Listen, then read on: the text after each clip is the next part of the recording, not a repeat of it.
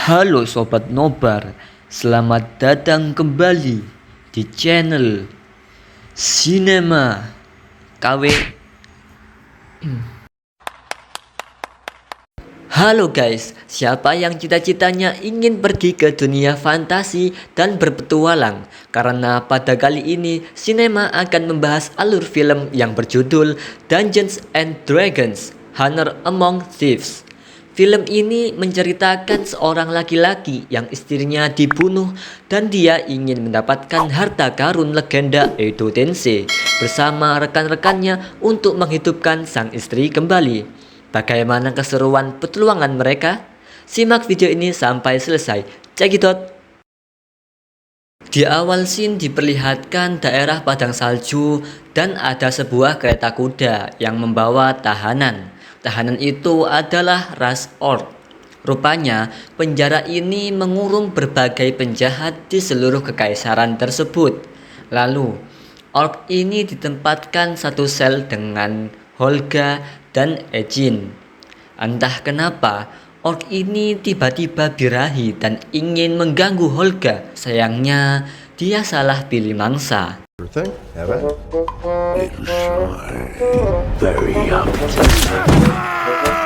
Seperti tahanan pada umumnya, ada sesi kerja paksa di penjara. Mereka dipekerjakan untuk memecahkan es di tengah padang salju. Menurut perkataan Ejin, sepertinya dia dan Holga akan segera melakukan perundingan dengan Dewan Pembebasan bersyarat agar bisa bebas dan pergi dari penjara itu. Ternyata mereka ini pelaku pencurian dan penipuan. Darvis and Holger Kilgore. This operation for the crimes of grand larceny and... Sayang sekali, berniat memanfaatkan Dewan Jarnatan, tetapi dia belum datang di perundingan tersebut. Ejin pun disuruh memberikan keterangan atas segala perbuatan buruknya. Di situ dia bercerita sebelum memulai mencuri, dulunya dia adalah seorang faksi Harper yang tugasnya itu mirip seperti polisi. Kesehariannya menjadi intel dan menangkap berbagai penjahat dan bandit, lalu pulang ke rumah menikmati masakan istrinya. Akan tetapi, suatu malam istrinya dibunuh oleh penyihir merah Tayan dan tinggallah dia sendiri bersama anaknya yang masih bayi.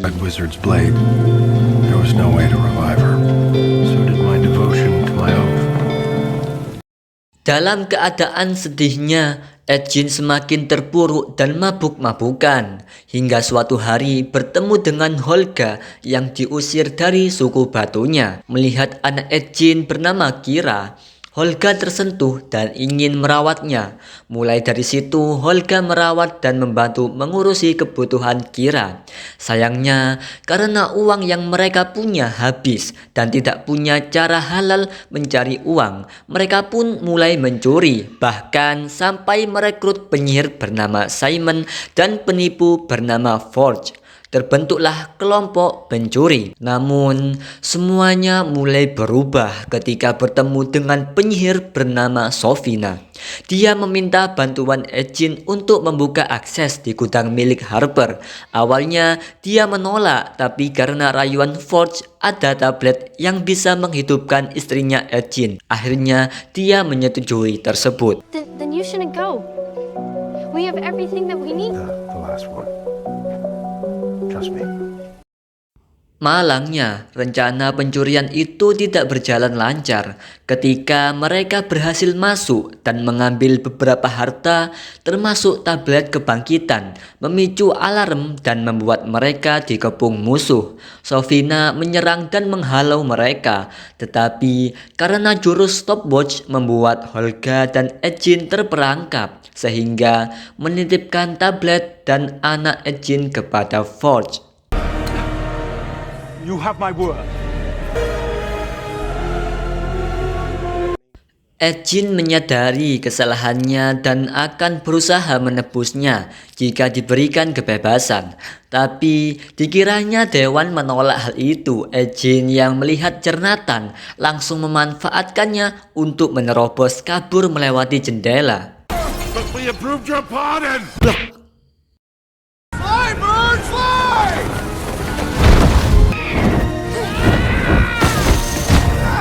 Melewati berbagai tempat, Eugene dan Holga pergi pulang menemui Forge dan Kira. Akan tetapi, setibanya di rumah, ternyata tempat itu sudah ditinggalkan dengan keadaan sangat kosong dan kotor. Mereka pun membahas rencana mencari Forge di bar. Tiba-tiba ada selebaran tentang Forge. Kagetlah mereka karena ternyata Forge itu menjadi penguasa kekaisaran dan tempat penjara sebelumnya juga.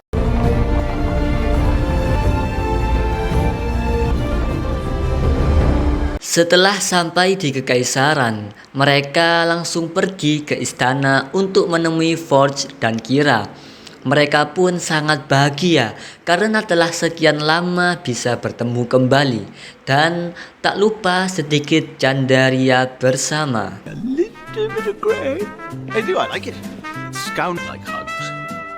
But I need one. Yes. Mereka lanjut mengobrol, tapi anehnya bukannya senang, ekspresi Kira seperti orang yang habis ditipu. Di sisi lain, mendengar cerita Forge menjadi Lord Neverwinter lebih terkesan seperti memanfaatkan keuntungan pribadinya sendiri. Dan ternyata dia bersekongkol dengan penyihir Sofina sebagai penasihatnya. Saat Eugene meminta tablet kebangkitannya kembali, Kira memandangnya karena ingin kekayaan bukan karena dirinya. Tak disangka, ternyata Forge selama ini membohongi Kira bahwa itu adalah tablet kekayaan. Terlanjur berbohong kepada Kira akan keadaannya membuat Eugene kena marah Kira. Keadaan semakin buruk, Eugene meminta tabletnya dikembalikan. Ternyata hanya mendapatkan pengkhianatan.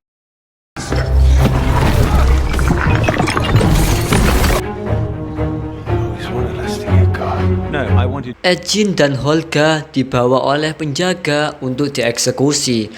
Akan tetapi karena Holga yang cerdik dan penjaganya blow on, mereka bisa menyerang balik para penjaga itu untuk bisa kabur. Ya, meski Eugene tak terlalu membantu.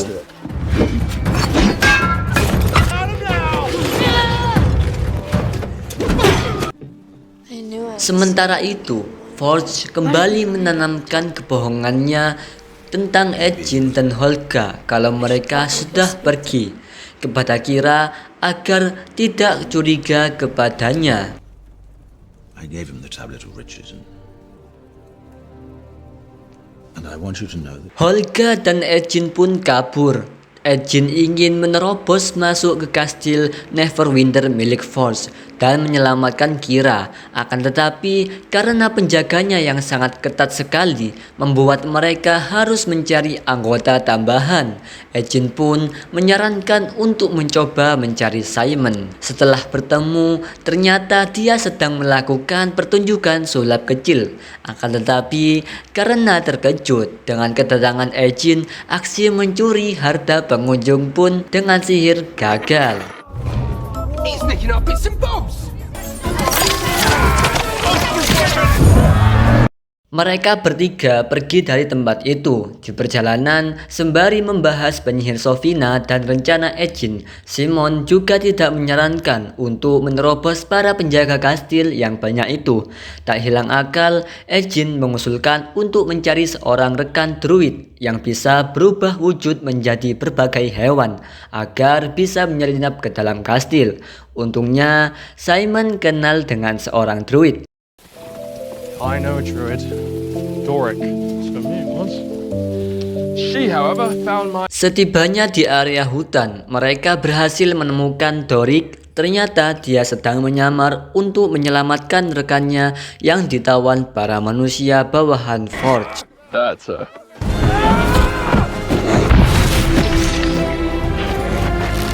Mereka membuntuti Doric sampai ke markasnya. Untung saja Doric masih mengingat Simon. Mendengar tujuan mereka ke sana, Doric mengajak masuk untuk membahas detail rencananya. Awalnya Doric ragu untuk menyetujui usulan mereka karena kekuatan anggota tim mereka yang mengkhawatirkan. Tetapi karena melihat akibat kekejaman dari Forge, membuatnya ingin segera menggulingkan kekuasaannya. He's also the only sorcerer question how we came to power. So if we don't stop Forge soon.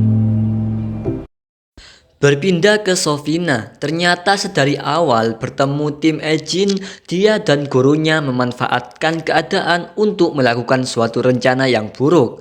Dan sebentar lagi hal itu akan terwujud. Tiba-tiba Forge datang mencari Sofina untuk mengabari kalau tamu mereka telah sampai. Mereka melakukan tur di setiap area Colosseum pertandingan. Memang acara ini adalah salah satu rencana busuk Forge untuk mendapatkan keuntungan. Karena kecerobohan, Doric yang melakukan penyamaran diketahui Sofina dan terjadilah kejar-kejaran di seluruh istana.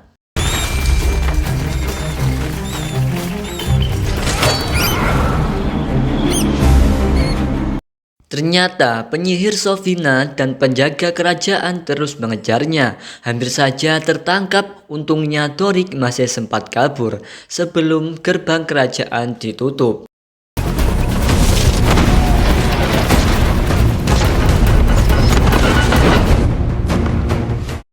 Mendengar laporan dari Doric, Simon merasa tidak percaya diri karena sihir pada lemari besi itu tak tertembus, kecuali kalau dia seorang penyihir terhebat atau mereka memiliki helm disjunction yang bisa menetralisir sihir. Helm itu hilang berabad-abad yang lalu. Meski Ejin sedikit berbohong tentang Holga, Holga pun menyanggupi akan bisa menanyai sukunya yang gugur pernah berperang dengan sekte naga di Evermoons. Rencananya, mereka akan melakukan itu menggunakan token milik Simon. Some questions and then they go back to being dead. Yuck. Off to the Evermores. Thank you, Simon, for the drinks. Sebelum pergi ke makam, Holga mampir dulu ke kampungnya untuk mengambil barang miliknya. Dan sedikit reuni kecil antara sepasang kekasih yang akhirnya berpisah. Holga juga sedikit kesal atas perlakuan sukunya yang mengusir dia. Dia ingin menunjukkan bahwa dia adalah orang yang hebat. Setelah itu, mereka pun melanjutkan perjalanan.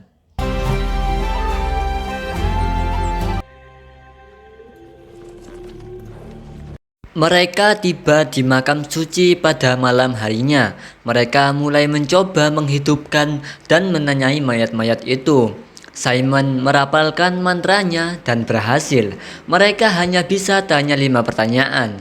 Gobloynya mereka seharusnya langsung tanya karena mayat itu langsung menjawab. Alhasil tidak dapat informasi apapun. Only answer when I talk to you, okay? Why? Hey, at the end of that. I didn't.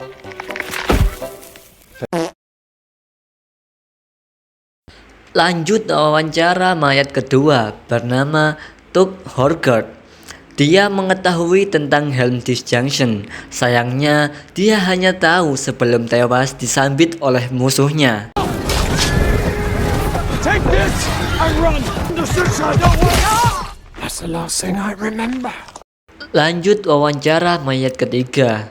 Dan ya, hasilnya tak beda jauh. Commanded my battle lord to deliver the helmets to our swiftest rider. Make it over the ridge. Sampailah pada mayat yang terakhir. Untungnya mereka mendapatkan informasi lengkap. Menurut keterangannya, ternyata yang memiliki helm itu untuk menjaganya adalah orang suku Tayan yang bernama Seng Yendar. Mendengar itu, Ejin langsung membantahnya karena dia tidak percaya kalau orang itu suku Tayan yang baik. Ejin memiliki dendam karena kejadian yang menimpa sang istri. Dia hampir membatalkan rencana karena termakan emosi. Untung saja Holga bisa meyakinkan Ejin untuk melanjutkannya. I'd be betraying Zia. No, you wouldn't. Anyone know where stupid Zank is? Last I heard, he was working with the Harper. Tak butuh waktu lama, ketika sampai di tujuan, mereka dengan mudah menemukan Seng karena sangat baik dan mencolok. Mereka berusaha membujuk Seng untuk memberitahu di mana Helm Disjunction berada. Saat mendengar nama penyihir merah Tayan, Seng langsung mengajak mereka ke tempatnya. In the Red Wizard of Day, he's partnered. Come with me. Ternyata tempat Seng adalah markas perlindungan Harper. Menurut Seng, jika keterangan tim agent bahwa Forge bersekutu dengan penyihir merah, maka tujuannya bukan lagi politik saja. Tapi di sini mereka belum tahu kalau Forge dan Sofina saling memanfaatkan. Seng mengatakan dahulu ada kelompok penyihir merah yang ingin menguasai seluruh ras dengan menggunakan sihir pelahap jiwa untuk mengendalikan semua orang. Namun, sebelum memberitahu informasi Helm, Seng bertanya kepada agent untuk apa hasil rampasan harta dari Forge. Dia dipaksa bersumpah atas perkataannya agar tidak berbohong. Give Forge's money to the people of Neverwinter. Now, where's the helmet? In the bowels of the Underdark. The Underdark. Setelah itu, mereka pergi ke tempat pintu masuk Underdark. Lalu di tengah perjalanan ada seseorang yang mengintai mereka. Semua entah siapa itu.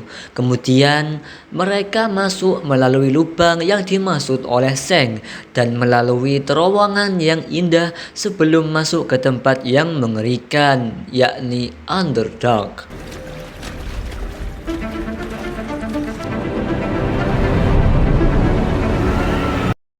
Akan tetapi, di tengah jalan mereka bertemu makhluk jelmaan Kumanto yang suka makan otak-otak. Dengan perasaan dakdikduk, untungnya mereka tidak diketahui. Sesampainya di jembatan penghubung tempat helm disimpan, Seng memberikan tutorial cara melewati jembatan itu.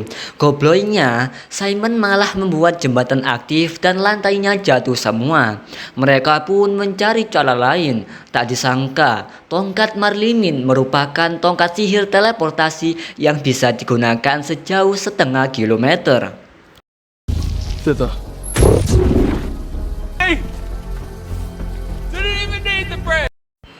Baru saja senang mendapatkan helm, mereka dicegat oleh beberapa si botak Tayan. Are those? Hey, it's us. Lalu, adu mekanik pun terjadi. Dengan gagah berani, Seng melawan dan menghabisi kumpulan botak Tayan itu. Akan tetapi, rupanya mereka adalah undead. Mereka pun kabur. Sialnya, bukan bertemu jalan keluar, mereka malah bertemu seekor naga yang lapar.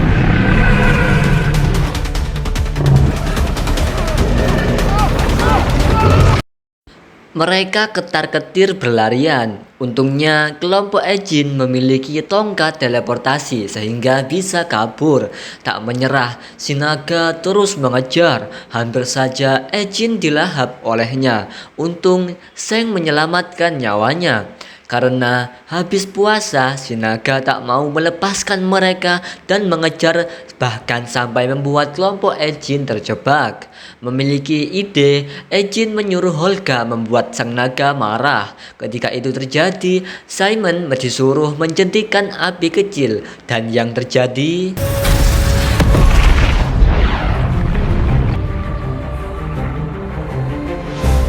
Akhirnya mereka bebas dari tempat mengerikan itu. Di sini Seng berpamitan dengan kelompok Ejin karena tugasnya mengantarkan kepada Helm Disjunction telah selesai. Penyelamatan selanjutnya adalah tanggung jawab Ejin. Setelah itu, Simon mulai mencoba untuk beradaptasi dengan helmnya. Saat mencoba, dia bertemu dengan eyangnya di dimensi lain. Entah tekadnya yang kurang atau memang kurang mampu, eyangnya menolak keberadaan Simon untuk memakai helm itu. Sedangkan Ejin malah tidur-tiduran. You got this. You got this.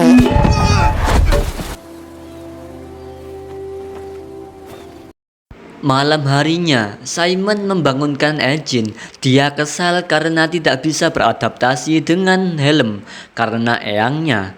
Karena sangat kesal, Simon membocorkan rahasia tentang apakah Simon bisa atau tidak menguasai helm itu. Lalu, Torik dan Simon memutuskan untuk pergi pulang. Tapi Ejin tak menyerah. Dia meyakinkan mereka agar tidak menyerah dalam kegagalan. Bahkan Ejin sendiri karena kecerobohan mencuri harta Tayan, membuat istrinya terbunuh. Mereka pun kembali merencanakan ulang. Mereka memutuskan untuk menyelundupkan teleportasi ke dalam gerobak harta yang akan dimasukkan ke dalam lemari besi di kastil. Be traveling the high road, we could catch one of their convoys. But they're guarding against people taking things out of their wagons, not putting. Mereka pun memulai rencananya, membeli lukisan di pasar, lalu memberinya mantra teleportasi untuk digunakan masuk ke dalam gerobak.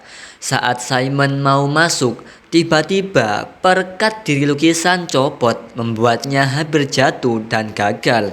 Untung saja Holga membantunya. Tak lupa mereka memperbaiki lagi kayu yang dibobol sebelumnya, dan misi pun berhasil.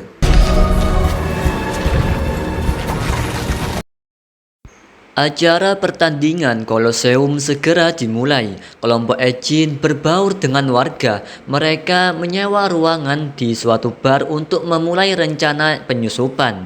Sialnya, karena lukisan yang terjatuh membuat teleportasi tidak bisa digunakan. Ejin pun menyarankan merubah rencana lagi meski Simon sedikit tidak yakin. Untung saja Torik juga punya ide untuk melewati celah kecil di teleportasi dengan wujud cacingnya. It is ascending stone. But the How are we gonna get in there? Easy, we just create a distraction. Ternyata rencana mereka adalah terobos masuk. Simon menggunakan sihirnya untuk mengalihkan perhatian penjaga gerbang. Akan tetapi, karena kakinya yang nyelip, membuatnya hilang konsentrasi. Mereka pun ketahuan, alhasil kejar-kejaran terjadi. Mereka berpencar, Ejin mencari Kira, sedangkan Simon dan Holga mencari lemari besinya. Ejin dan Holga terus-terusan diserbu oleh penjaga kerajaan. Tak berselang lama, akhirnya Simon menemukan lokasi lemari besi. Dia pun mencoba helmnya kembali dan bertemu dengan eyangnya. Karena keadaan yang mendesak, Simon terlanjur menampol eyangnya agar pergi. Ternyata selama ini itu adalah ilusi sekaligus syarat aktivasi helmnya. Lalu Simon pun bisa menonaktifkan alat-alat sihir di dekatnya.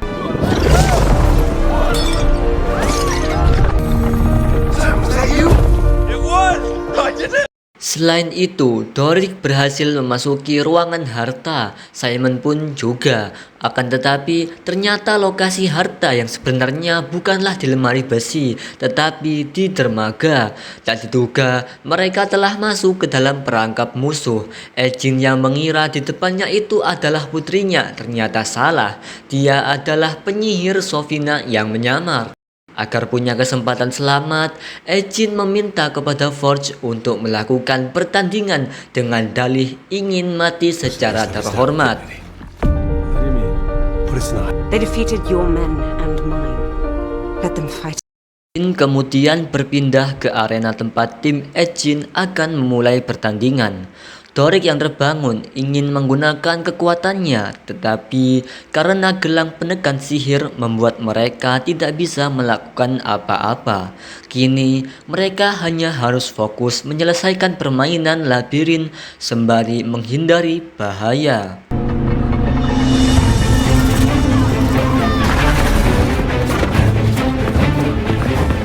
Mereka harus berlari dari monster itu sembari mencari jalan keluar. Di beberapa tempat ada kotak peti berisi berbagai senjata. Namun ada juga peti jebakan untuk menjebak para pemain seperti Holga, dan untungnya dia diselamatkan oleh Torik. Sementara itu, Forge yang mendengar kapalnya sudah siap berniat langsung kabur dari tempat itu. Kembali ke arena, hampir saja Doric tewas terjebak agar-agar dan juga Ejin yang hampir dilahap monster itu. Lalu mereka menemukan pemain lain yang berlindung di balik jeruji besi. Akan tetapi, Ejin merasa itu bukanlah jalan keluar. Tiba-tiba Doric punya ide. Ternyata di saat-saat terakhir mereka masuk ke dalam agar-agar itu untuk bisa memasuki ruangan bawah arena sehingga bisa kabur.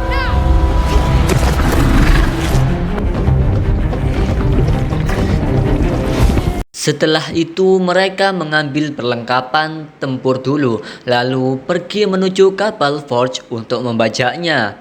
Saat Forge tiba, terkejutlah dia, kapalnya telah diambil alih oleh Ejin.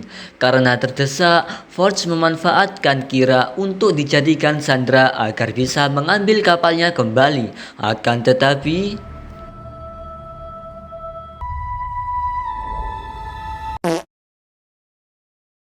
mereka pun kabur menggunakan bantuan sihir Simon. Baru sebentar merasakan ketenangan, mereka dikagetkan dengan fenomena di langit, tanda ritual sihir Sofina akan dimulai. Melihat itu, kelompok Ejin memutuskan untuk menyelamatkan warga di sana. Sofina menunjukkan jati dirinya di depan para pejabat. Dia memulai ritualnya mengubah semua orang menjadi pasukan undead. Akan tetapi, karena sihir teleportasi yang dibuat untuk menjatuhkan harta Forge melalui balon udara membuat para warga berhamburan keluar arena, sehingga ritual Sofina pun gagal total. Sofina sangat marah karena rencananya selama bertahun-tahun digagalkan. Dia menyerang kelompok Ejin membabi buta. Doric mencoba melawan dengan wujud burung hantunya. Lalu Sofina menghidupkan patung naga yang membuat mereka semua kewalahan. Bahkan hampir saja Ejin meningsoi dibuatnya.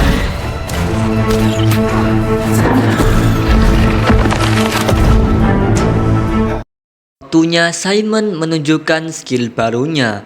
Meskipun kekuatan Simon telah terbangkitkan untuk melawan Sofina adu sihir, dia masih kewalahan.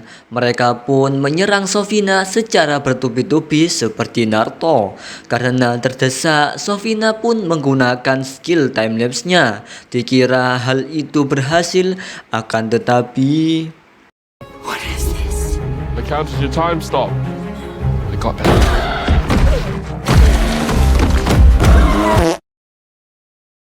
Akan tetapi, nasib malang, Holga tertusuk pedang penyihir merah. Bahkan Simon yang terbangkitkan tidak bisa menyelamatkannya. Melihat Kira yang sangat bersedih dan kenangan mereka selama ini membuat hati kecil Ejin tergerak untuk menggunakan tablet kebangkitan. Saat bertanya ke Kira, dia pun menyetujuinya. I know.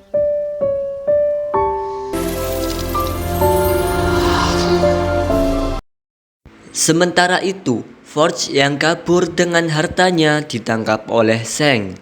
Lalu, kelompok Ejin mendapatkan penghargaan sebagai pahlawan dari raja yang terbangun dari penyakitnya. Sekarang, waktunya Forge melakukan testimoni penjara dinginnya. Renaissance for the city.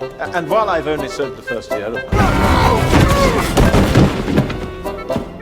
Tamat. Film ini mendapatkan nilai IMDb 7,2. Menurut Sinema, pantas mendapatkan 8. Nilai moral film ini adalah jangan mudah menyerah dan berhenti bekerja keras jika ingin berhasil. Terima kasih telah menonton sampai selesai dan sampai jumpa di alur film lainnya.